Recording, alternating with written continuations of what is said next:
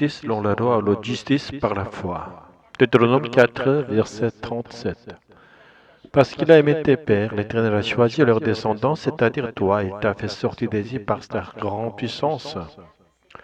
Garde ces lois et ces 100 commandements que je te donne aujourd'hui, afin que tu sois heureux, toi et tes enfants après toi, et que tu prolonges tes jours dans le pays que l'Éternel ton Dieu te donne pour toujours. Aujourd'hui encore, on parle de naître avec une cuillère en eau ou une cuillère en terre, selon la condition familiale. Pourtant, dans notre monde moderne, chacun peut espérer s'élever socialement par ses propres efforts. Autrefois, sous les régimes féodaux, le sort d'un homme était dicté par sa naissance. Nobles et roturiers appartenaient à tout le monde que rien ne pouvait rapprocher. L'ascension sociale était presque impossible. Encore aujourd'hui, le système de caste en Inde reflète cette logique ancienne. En Corée, jusqu'à récemment, le culte des ancêtres était très ancré. Il reposait sur la croyance que les bénédictions reçues dans le présent dépendaient de la fidélité à honorer ses prédécesseurs. Cette idée du chamanisme attribuait aux ancêtres un pouvoir d'intercession invisible mais réel. De façon semblable, dans l'Ancien Testament, le peuple de l'Israël se considérait comme élu parce qu'il descendait des patriarches choisis et aimés de Dieu. Deutéronome 4, 37 est souvent cité à ce sujet. Dieu a choisi leur descendance non par mérite personnel, mais parce qu'il avait aimé leur père. Ainsi, selon cette logique, seuls ceux qui descendaient d'Abraham, d'Isaac et de Jacob, c'est-à-dire du peuple d'Israël, peuvent se dire choisis. Quand le royaume du Nord fut détruit et les tribus dispersées, Juda, le royaume du Sud, resta seul héritier de la promesse. Tous les autres peuples devinrent des étrangers au salut. Et si un païen voulait être sauvé, il devait non seulement adopter la foi juive, mais aussi en observer tous les rites, se faire circoncire, pratiquer les lois de Moïse, vivre selon les coutumes juives. Il ne s'agissait pas simplement de croire, mais de devenir juif. Même les premiers chrétiens juifs partageaient cette vision. Ils enseignaient que pour être sauvé, il fallait croire en Jésus et pratiquer la loi. Ils percevaient la grâce comme réservée à ceux qui étaient entrés dans l'alliance juive. Pierre lui-même, bien qu'ayant reçu une vision de Dieu, l'évitant à ne plus faire de la distinction entre les peuples, hésitait à assumer ouvertement ses repas avec des non-juifs craignant le regard des autres. C'est pour rompre cette logique profondément enracinée que le Christ glorifié choisit Paul. Lui, zélé défenseur de la loi, persécuteur des chrétiens, fut renversé par la lumière de la révélation. Il devient l'apôtre des nations, porteur d'un message bouleversant. Le salut ne devient plus de l'obéissance à la loi, mais d'un héritage charnel, mais de la foi en Jésus-Christ seul.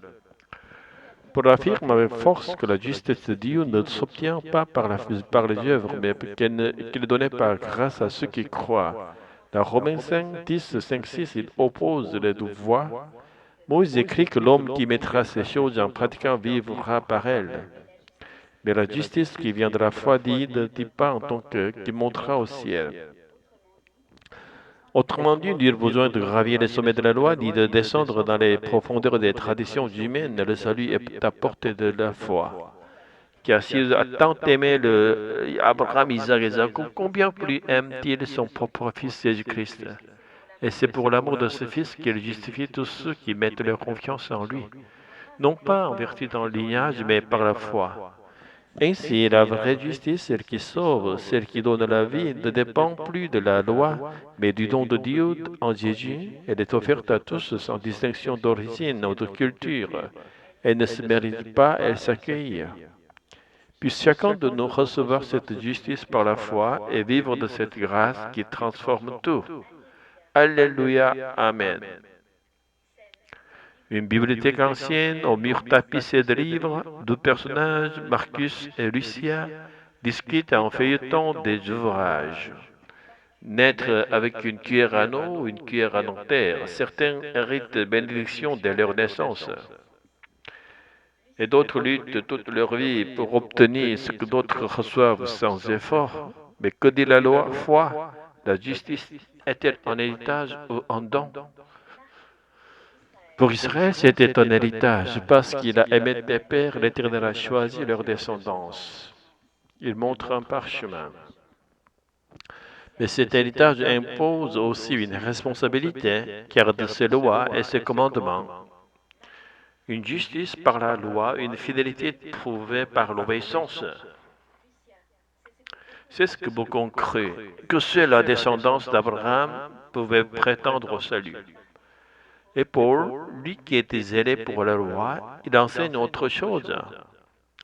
Oui, il affirme que la justice de Dieu se reçoit par la foi, non par les œuvres.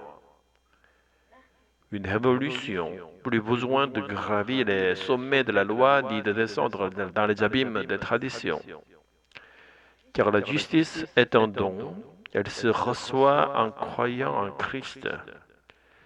Mais alors les lois, les commandements, sont-ils inutiles?